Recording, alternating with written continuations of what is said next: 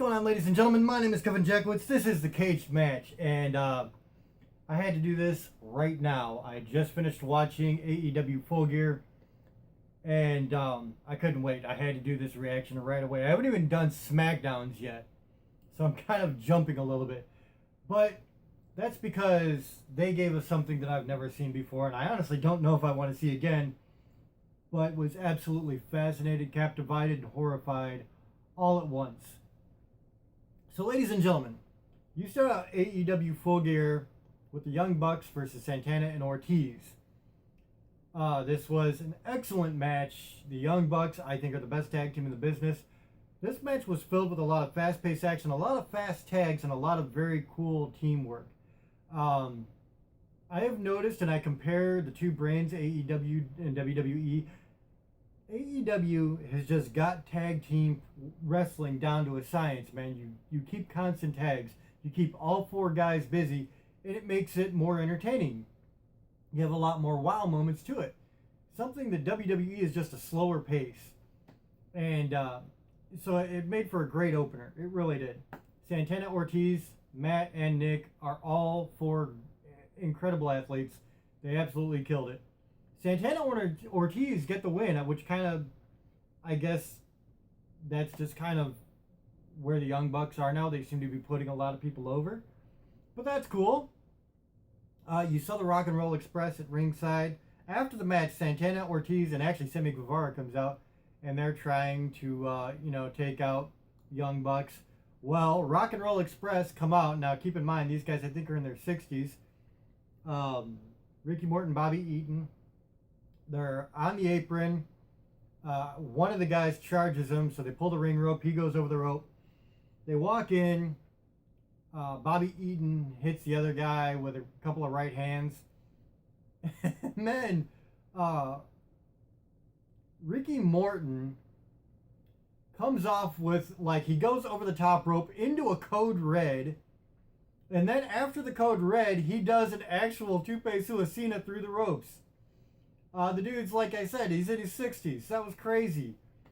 So I had to absolutely mark out at that a little bit. I used to love the Rock and Roll Express back, in the old days of wrestling. And to see that guy, at least a decade and a half older than me doing that, I was impressed. Then you get Pac versus Adam Page, and this is exactly what you would expect it to be. Two highly talented guys in the ring. Pac is one of my favorites of all time now. He really is. The guy is that damn good.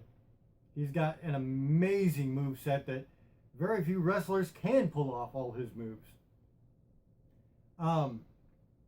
You got Adam Page, who is equally as athletic, man. He definitely pulls no punches. A guy his size doing backflips off the top rope and suicidas and stuff like that. It's crazy to see. But they also had some really good time moves and counters in here too, and I love stuff like that. Especially the counter moves when you got someone pulling off what you know is his big move, and before he gets halfway through, the guy's already kicked him in the face. I love stuff like that. And then you've got a really cool spot where Pac did I don't even know what you call it. I guess a brain buster onto a chair that was at the corner of the guardrail. That looked pretty good.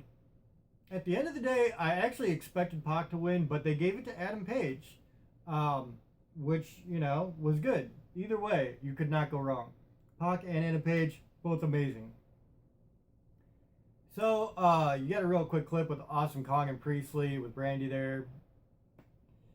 And then Shawn Spears with Tully Blanchard takes on Joey Janela.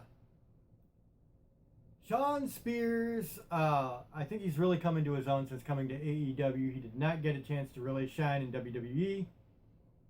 It's kind of cool that they have Tully Blanchard there, one of the Four Horsemen. They've also got Arn Anderson working there. So very cool stuff, man. Joey Janela, he's incredible. He really is. Somebody compared him to a young Chris Jericho. And I don't necessarily see that, but that's a hell of a compliment. That's a hell of a compliment, honestly. So, at the end of the day, Tully Blanchard gets involved, Shawn Spears gets the win. Then you get a Kip Sabian promo where you've got this new outlook where he's kind of just talking down to everybody. He's talking down to his interviewer. This blonde woman comes out, says that this dude's boring her, the interviewer, so they take off. No big deal there. Then you get Private Party, Lucha Brothers, and SCU, the triple threat match for the tag championships. This was cool in a couple of ways. A, you have three of the best tag teams, period. I think. Private Party, they're new, but they are incredible. Like, they are really incredible. Lucha Brothers, I honestly think that Rey Fenix is my new favorite wrestler to watch. I truly believe that. This guy has done stuff that has just wowed me like stupid. I mean, I'm just sitting there like, what? The guy is amazing. And of course, no difference in this match. He comes up with some crazy stuff on the ropes that just baffled me. He'll be standing on the second rope, jump up to the top rope, do his backflips and stuff. It's ridiculous to watch. The guy is so talented. At the end of the day, SCU get the win, which is good because you kind of want to make the first champions, the first heavyweight champion, the first women's champion, the first tag team champions to have a decent run. And I think that that's what they're doing with these, and I really like that. I really do. Very, very cool.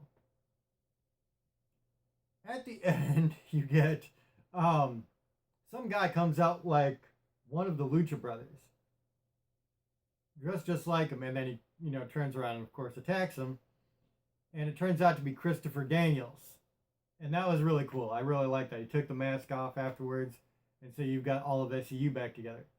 I like the way they did that. After that, you get Riho versus Emi Sakura, and I wasn't entirely sure what to make of this because I haven't seen either one of these women in a big show situation. And I gotta say, I was pretty impressed, especially with Riho. Riho, just a tiny little thing, but really, really impressive, man. She pulled off some really cool stuff. She showed strength that you wouldn't necessarily expect from somebody her size. She pulled off a lot of resilience. I mean, she was getting, some pretty big shots throughout this match. But also a lot of agility. Like, some of the stuff she was doing was really, really cool. And she sold her knee strikes very well. There was some big knee strikes in here that really looked good. So at the end of the day, Riho gets a clean win. It was a beautiful thing. What more can you say? After that, they show Dean Malenko, Arn Anderson, and the Great Muta at ringside. I've never seen Great Muta with his mask off, so that was cool. Then you get Cody versus Chris Jericho. You have Cody with MJF and Chris Jericho with Jake Hager. And exactly like you would expect, Jake Hager at one point gets involved, but then gets ejected. So that was cool. And then you have Cody and Chris having a hell of a match. Cody, he did one move where he put Jericho out of the ring onto the ramp, goes over the top rope for a dive. Jericho moves, and Cody just eats the ramp, and it's a metal grate ramp. So it tore his eyebrow up, and he was bleeding like hell for a minute. So they did a bit where, Chris Jericho's kind of playing it off, gets a steel chair, sits in the middle of the ring. But yeah, Cody messed himself up. The dude just doesn't have a whole lot of luck, man. Sean Spears hits him in the back of the head and busts him up good. And then this time he goes over the top rope and eats the grate himself. Man, that was rough looking. One thing I will say about Cody, though, he has become one of the best storytellers in the business, in my opinion. And honestly, we've kind of moved away from storytelling and moved into, like, wow moments. But I am a fan of storytelling in wrestling, and Cody has really come into his own when it comes to that. Him and Chris Jericho had a wonderful match. Very, very good, all the way through. There was a spot where Chris Jericho walked up to Cody's mom, who was at ringside, and she's like, "Fuck you," and slaps him in the face. I thought that was great. I really did. I thought it was great. At the end, Chris Jericho has him in like the Lion Tamer or whatever he calls it now, Walls of Jericho. And MJF throws in a towel for Cody. So Chris Jericho wins. Cody's pissed off at MJF for a second. Thinks about it. He gets him up on his feet because, MJF's playing the role. They shake hands, and then MJF kicks Cody in the nuts. and pushes him down, and you have the full heel turn. MJF has always been a great heel, and I expected him to be a heel. I expected him to do something at some point that made him the ultimate heel, because that's his shtick. That's what he's good at. MJF is just that good at it. So, not really unexpected, but it was a cool point to do it. And that brings you to the last match, man. The unsanctioned Kenny Omega Jon Moxley fight. Oh my god. I gotta tell you, this was the most uncomfortable I've ever been in a wrestling match. I have never in my life seen what I saw in this match. Not before, probably not after. It was crazy, man. So lights out, unsanctioned. Jon Moxley's known for pushing the envelope. Well, he pushed the envelope in a big way here. So the barbed wire, they were cheesing, and you were like, they're not actually going to use barbed wire. No, they really used barbed wire, and they really used it a lot. And it really made some blood. It was cringeworthy at times. So you start out with Jon Moxley hitting Kenny Omega in the back with his baseball bat wrapped in barbed wire. And it left a lot of puncture wounds. You had a return spot where Kenny Omega was using his broom wrapped in barbed wire and literally dragging it across Jon Moxley's back. And again, you have some crimson there. Jon Moxley brings out a table with mouse traps all over it and slams Kenny Omega on it. And again, more blood. I think they were using fake glass. There's this stuff, I forget what it's called. It sounds like glass and it breaks like glass, but it's not actually, it's not going to cut you like glass. But either way, it looked really good. They used that for a lot of spots where they were chopping each other on it. At one point, Kenny Omega takes some glass fragment and shoves them in Jon Moxley's mouth. It was, like I said, man, it was uncomfortable to watch at times. They go up the ramp, and there was a really big spot. Like, these aren't big enough, so they got to make something absolutely insane. And out right off the side of the ramp, there is this big square, I don't even know what you'd call it, square pedestal with barbed wire all over, wrapped around it, wrapped all the way through it. And so Jon Moxley and Kenny Omega take a suplex, and both of them land inside this barbed wire.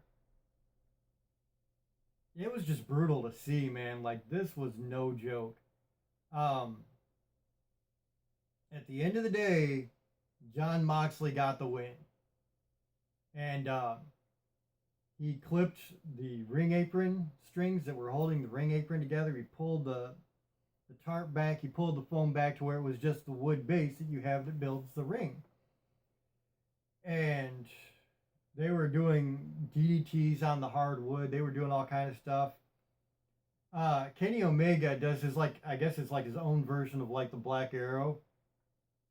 The problem with this was he ate the wood head first when he did that move. And it busted his eyebrow open, and you could tell he took a shot there. Jon Moxley capitalizes, hits like the dirty deeds, whatever he calls it now. I think it's the paradigm shift. And there you go, man. That's where they leave the show. Moxley standing tall. It was so uncomfortable, man. It was a long match. It was a crazy match. It was a gruesome match. At the very early stages, you see Kenny Omega's athleticism where he just jumps over the barricade and straight like flying drop kicks Jon Moxley. And then they go out into the crowd. Kenny Omega's grabbing stuff from whatever the fans have and just smacking Moxley with it. It was insane. As a pay-per-view, this was one of the best that I've seen. And I say that because there were a lot of things in this pay-per-view I haven't seen before. Now, was it perfect? Absolutely not. There were matches that could have been better, I would say. Things thrown in here that didn't necessarily need to be. But as a whole, I got something absolutely new, absolutely drew me into this like nothing I'd seen in a long, long time in wrestling. So that's impressive because you think back to all the stuff that's been done in wrestling, all the stuff that, you know, people have tried to get creative with, and this one pay-per-view has so much I've never seen before. Hell, in one match, honestly. For that reason, I have to give it an incredibly high score. An incredibly high score, especially the way they left off. They left off strong. So with that being said, I'm going to give this a 9.5 out of 10. I'm not giving it a 10 out of 10 because the Kip Sabian promo didn't necessarily need to be there. I don't know that the Awesome Kong thing necessarily needed to be there either. Other than that, it was pretty damn strong. So that's where I'm at, 9.5 out of 10. Let me know what you guys think in the comments below. If you enjoyed this, hit the like button, subscribe, and share. My name is Kevin Jackowitz. Cage Nation out.